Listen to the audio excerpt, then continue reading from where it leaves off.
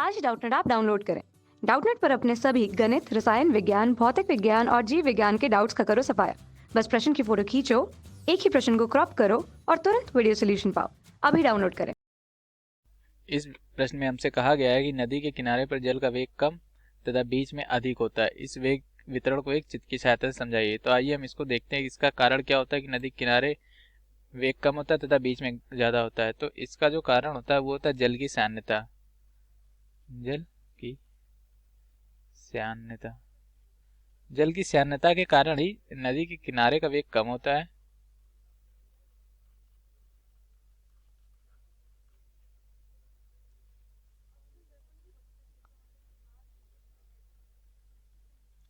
और नदी के बीच में वेग ज्यादा होता है।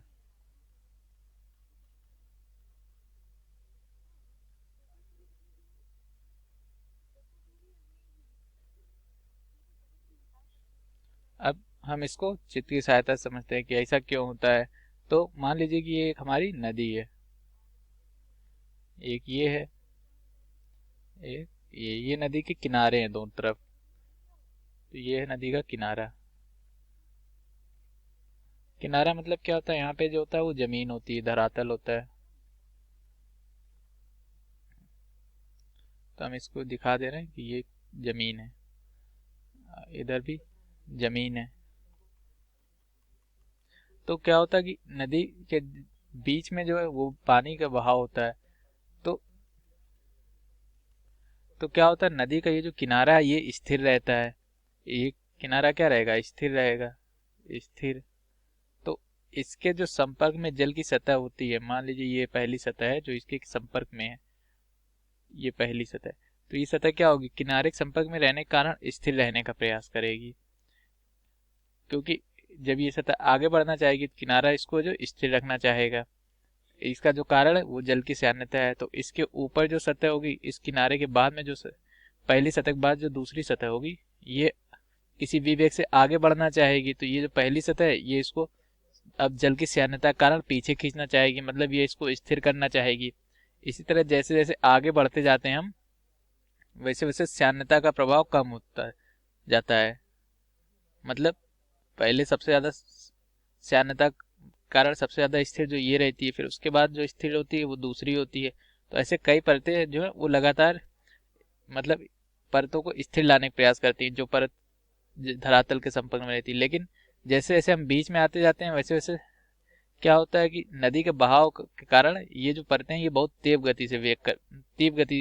तीव्र वेग से आगे बढ़ती हैं। तो जिसके कारण बीच में जो वो वेग बहुत ज्यादा होता है, क्योंकि बीच की जो सतह है वो किसी स्थिर सतह के संपर्क में नहीं है, जिसके कारण वो बहुत तेज बहती है। तो यदि हम इसको चित्र के माध्यम से समझें तो हम ऐसे बना सकते हैं।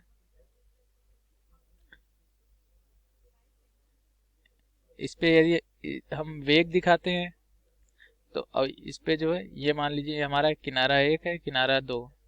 तो नदी के किनारे जो है सतह का वेग वो 0 रहता है, और जैसे जैसे हम आगे बढ़ते हैं वेग परवलय के रूप में बढ़ता है, परवलयाकार इसका पथ आता है।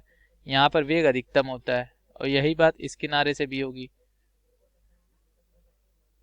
तो यहाँ पर मतलब किनारा है, ये नदी का मध्य भाग है, और ये नदी का दूसरा किनारा है। इस पे हमने वेग को दिखाया है। तो ये जो रेखा है ये हमारी वेग दिखा रही है। जैसे जैसे हम नदी से, जैसे यहाँ से देखिए, जैसे जैसे हम नदी के किनारे से दूर जाते जा रहे हैं, हम लोग का वेग क्या होता जा रहा है, वेग बढ़ता जा रहा है। ये चीज हमने यहाँ दिखाई है, क्योंकि इस पे जो है ये वेग है, वेग का परिमाण। जैसे जैसे हम किनारे से दूर आते जा रहे हैं, मध्य की तरफ आते जा रहे हैं, वैसे वैसे ये वेग जो है ये देखिए बढ़ता जा रहा है। जैसे हम इस जगह पे आ जाएंगे तो वेग ये हो जाएगा, इस जगह पे आ जाएंगे तो वेग ये हो जाएगा, और जब मध्य पे आ जाएंगे तो वेग सबसे ज्यादा हो जाएगा यहाँ पे। तो यही इसका उत्तर था। धन्यवाद। कक्षा 6ठी से 12वीं से लेकर नीट, IIT, JEE वो एडवांस के लेवल तक 1 करोड़ से ज्यादा छात्रों का भरोसा। आज ही डाउनलोड करें डाउटनेट ऐप या व्हाट्सएप करें अपने सारे डाउट्स 8400 400 400 पर।